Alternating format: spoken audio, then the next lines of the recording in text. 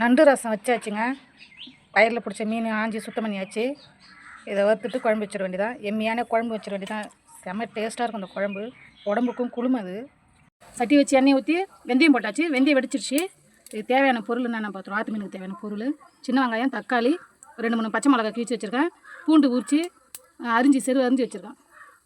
வெடிச்சிச்சு. போட்டு வெங்காயத்தை போட்டு வெங்காயம் பச்சை மிளகாய் ஒன்றா போட்டு நல்லா கிண்டிக்கும்.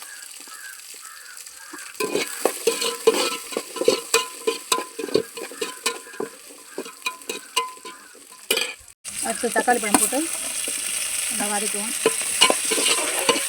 நல்லா வதங்கின பிறகு பூண்டை போட்டுக்குவோம்.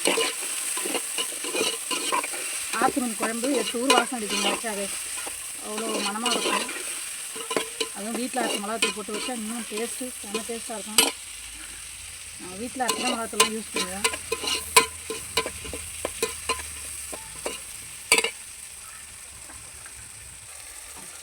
பூண்டை போட்டுருவோங்க. பூண்டு போட்டு நல்லா வதக்கிட்டே இருக்கிறது. அடுத்து நம்ம போய் குழம்பு போட்டுடலாம். இது நல்லா இவங்க வதங்கிட்டே இருக்கட்டும். நம்ம குழம்பு போட்டுக்கலாம். தேவையான புளிக்கரைசல் ரெடி பண்ணி வச்சுருக்கேன். இது நான் தேவையான அளவுக்கு மிளகாத்தூள் போட்டுக்கிறேங்க.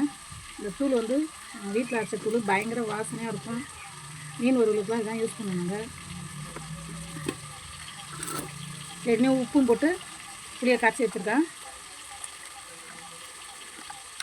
எப்பயுமே நாட்டு மீன் குழம்புக்கு கொஞ்சம் குழம்பு வந்து கட்டியாக இருக்கணும். அப்போ தான் அது டேஸ்ட்டாக இருக்கும்.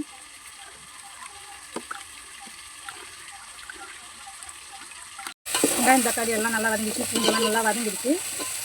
இப்போ நம்ம ரெடி பண்ணி வச்சுருக்க குழம்பு புளிக்காசில் இதை ஊற்றுருவோம்.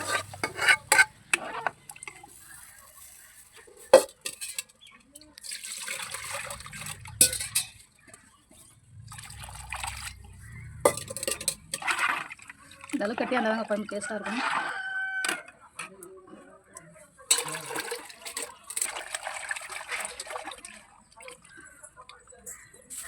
அவரைக்காய் போட்டுக்குவோம். அவரைக்காய், மாங்காய் இதெல்லாம் வந்து நாட்டு மீன் குழம்புக்கு ரொம்ப டேஸ்ட்டாக இருக்குங்க.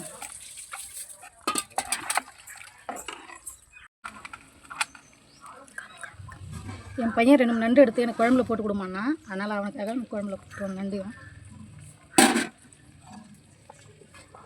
நல்லா கொதிக்கிட்டோம். கொஞ்ச நேரம் கழிச்சு தாளிப்பு போட்டு வடகம் போட்டு தாளிப்பு போட்டுரும்.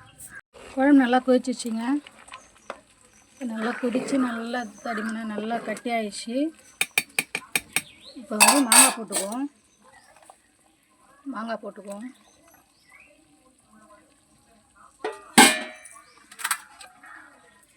இது நாட்டு மீனுன்றதால குழம்பு கொஞ்சம் நேரம் கொதிக்க விடணும். அதனால் மாங்காய் கூட மீனையும் போட்டுடுவோம்.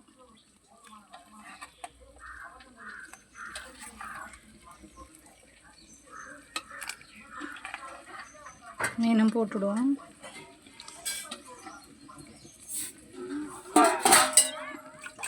குழம்பு நல்லா கொதிச்சிச்சு. இப்போ இறக்கிடலாம்.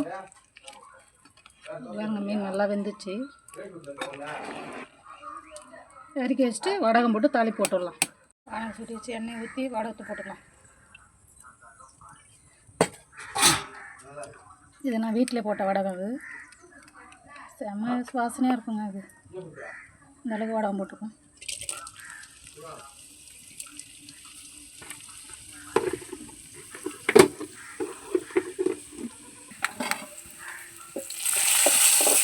வடகம் நல்லா பொரிஞ்சிச்சு. தேவைன்னா பச்சை கருவேப்பிலை கூட போட்டுக்கணும்.